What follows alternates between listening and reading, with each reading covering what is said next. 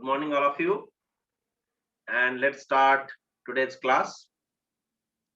Today, we will learn second law because yesterday we have finished first law, Kepler's first law. And this is second law, that is law of areas. Okay, what is this law? Law of areas. What is the statement you see? The line joining the planet to the sun sweeps out equal areas in equal intervals of time. Right? Now see here, this is a elliptical orbit. Yes, this one is elliptical orbit, and sun is here at one of its foci.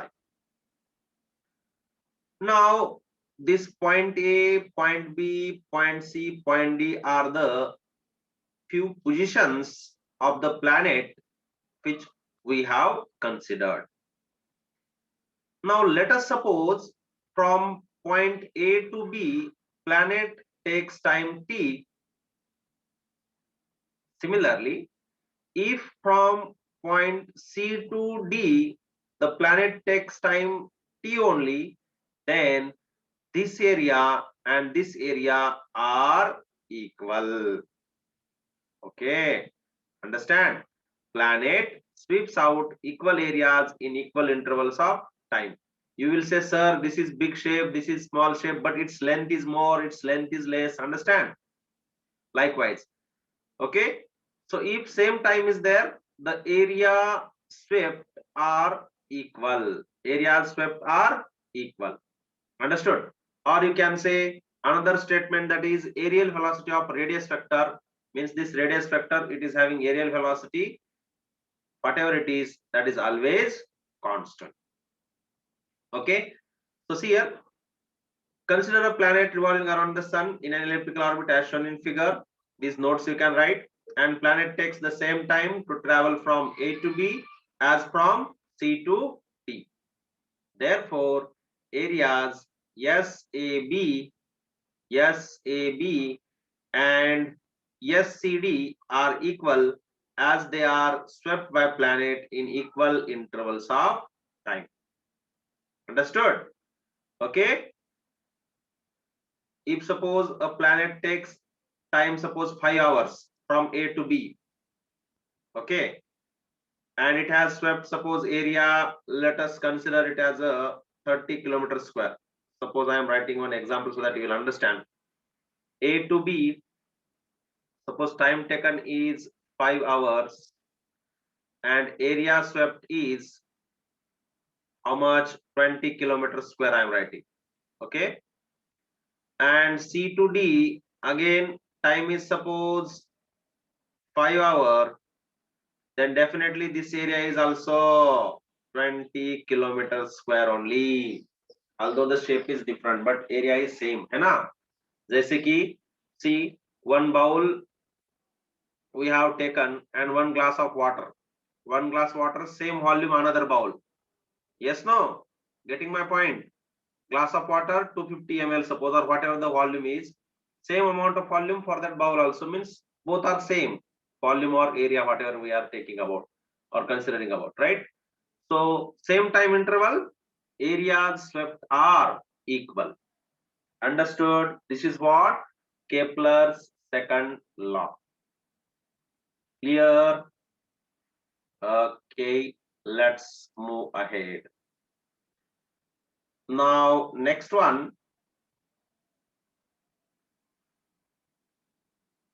Now how to derive the expression for areal velocity? What is this? Expression for areal velocity, we can say. So see here what I am doing now.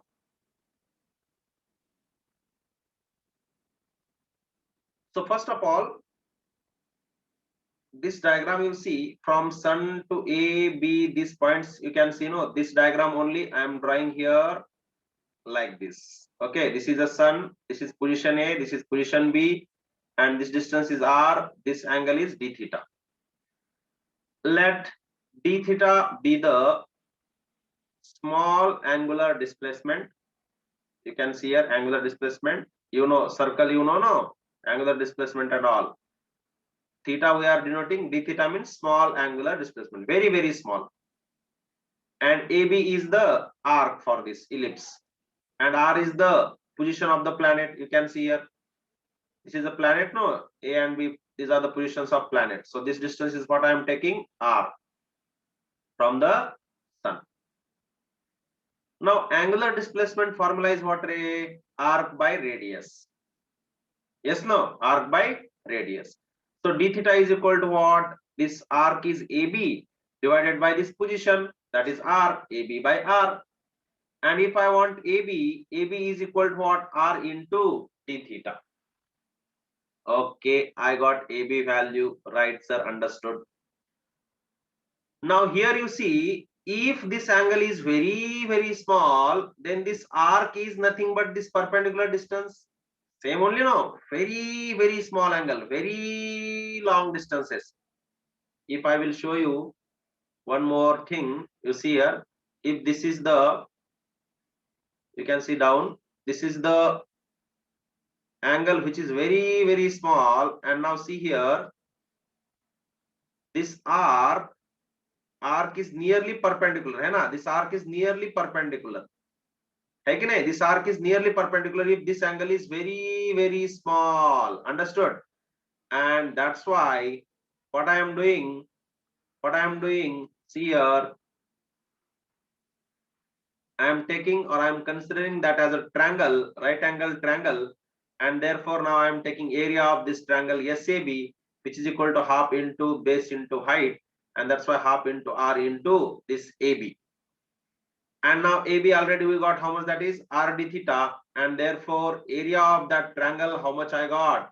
Half into R is R square, half R square d theta. Now aerial velocity means what? The rate of change of area with respect to time. है ना? Now what we are doing? Differentiating d dt of half R square d theta. This half and R square I am taking outside, and this is d theta by dt, and this d theta by dt is nothing but change of angular displacement with respect to time, which is what? Angular velocity. See, we have learned linear velocity. In linear velocity, what? The rate of change of displacement, है ना? Displacement by time. Likewise here also, change in position divided by time, that is angular position, we can say d theta by dt is divided by omega, and that's why I got this dA by dt, that is aerial velocity. How much I got? dA by dt is equal to half into R square omega. Is that clear? Understood? This is what? Aerial velocity I got. Now let's go to the next page and see now. As we got dA by dt is equal to half R square omega. Yes, no? Just now we have learned. See here, half into R square omega. Now this half into R square omega, we have one formula. Linear velocity V is equal to R into omega. V is equal to R into omega. So this is half, and this R square I am writing as R into R into this omega. So now this R omega, can I replace with V? Yes. And that's why what I am getting, dA by dt is equal to half into RV. This is another formula for aerial velocity. Okay, right. Now, in lower classes, you have learned linear momentum. Conservation of linear momentum. Initial momentum is equal to final momentum and all. That is P is equal to what formula? Mass into velocity. Now here angular momentum means when body is moving circularly or in elliptical orbit or whatever it is, then angular momentum you are getting. Angular momentum formula is what? L is equal to mvr. Now what we are having here, half into rv. So what I am doing, multiplying and dividing by mm, so that I will get one formula in terms of angular momentum. Now see here, denominator is what? mvr, and down what is 2m. Don't cancel mm again. Okay, so mvr is what? L, and this is 2m. So dA by dt is equal to what now? L by 2m, which is always equal to constant. and that is what aerial velocity is constant, and this is what our Kepler's second law. Understood? Yes. If you have doubt, you can call me. Okay. Right. So let's stop here for today. Bye. Enjoy the day.